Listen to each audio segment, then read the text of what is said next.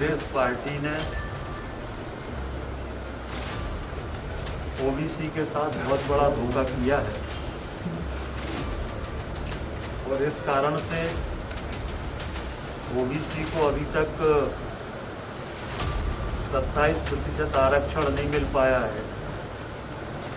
ये विधेयक की कॉपी है जो विधानसभा में कांग्रेस सरकार लेकर आई थी।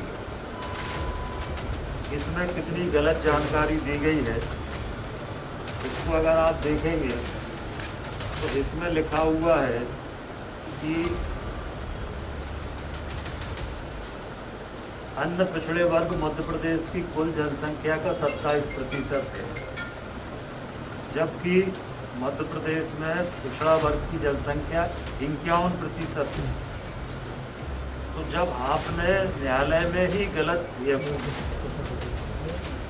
विधानसभा में ही गलत विधेयक पेश किया और न्यायालय में गलत जानकारी दी, इस कारण से ओबीसी के आरक्षण पर न्यायालय में स्टे हुआ और स्टे होने के बाद स्टे के समय भी इनके जो एडवोकेट जनरल थे उस समय सरकार के वो उपस्थित नहीं हुए और इसके साथ साथ 1.25 साल तक सरकार की तरफ से कोई प्रयास नहीं हुए कि ओबीसी को आरक्षण मिले।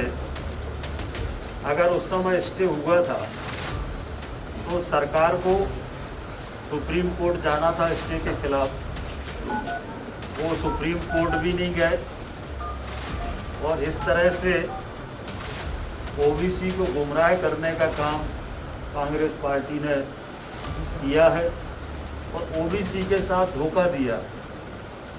ये स्वयं लिख रहे हैं कि कुल आबादी 27%, जबकि ओबीसी की आबादी मध्य प्रदेश में 51% है।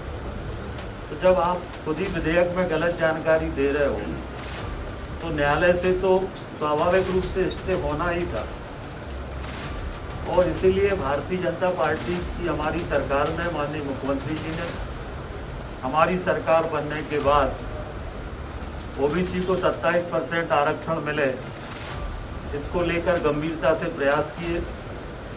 न्यायालय में ठीक ढंग से सरकार का पक्ष रखा। मुख्यमंत्री जी के आग्रह पर सॉलिसिटर जनरल स्वयं वर्चुअली कल न्यायालय में उन्होंने अपनी बातें रखी, तथ्य रखे। हमारे एडवोकेट जनरल उपस्थित थे और हमारी तरफ से आवेदन था कि इसकी अंतिम सुनवाई करके निर्णय किया जाए, जिसको न्यायालय ने माना है और अंतिम सुनवाई 20 सितंबर न्यायालय ने तय की है और उसमें फिर जो भी फैसला आएगा उसके आधार पर सरकार आगे विचार करेगी। परंतु ओबीसी को धोखा देने का काम कांग्रेस पार्टी ने किया है और इसलिए मेरी ये मांग है कि कांग्रेस पार्टी प्रदेश में ओबीसी के लोगों से माफ़ी मांगे। जो गलत जानकारी उन्होंने न्यायालय में और विधानसभा में दी है, इसके लिए वो माफ़ी मांगे। ये हमारी मांग है। ये विधेयक की कॉपी है जिसमें स्पष्ट रूप से लिखा हुआ है कि ओबीसी की आबादी 27% है। जब आप स्वयं 27% लिख रहे हो तो 100% आरक्षण कैसे हो जाएगा? 27 का 27 कैसे हो जाएगा? तो आबादी 51% है।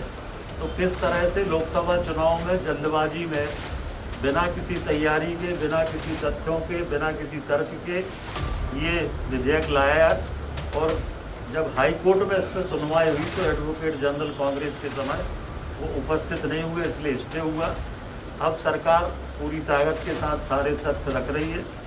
माननीय मुख्यमंत्री जी ने पिछड़ा वर्ग की ठीक स्थिति भविष्य में सामने आ सके, इसके लिए पिछड़ा वर्ग कल्याण आयोग बनाने का काम किया है और वो आयोग सारे राज्य में दौरा करके जो पिछड़ा वर्ग की सामाजिक, आर्थिक, शैक्षणिक जो स्थिति है वो मैं तथ्यों के साथ आने वाले समय में वो रिपोर्ट में आएगा, तो इससे भी हमारा पक्ष मजबूत होगा।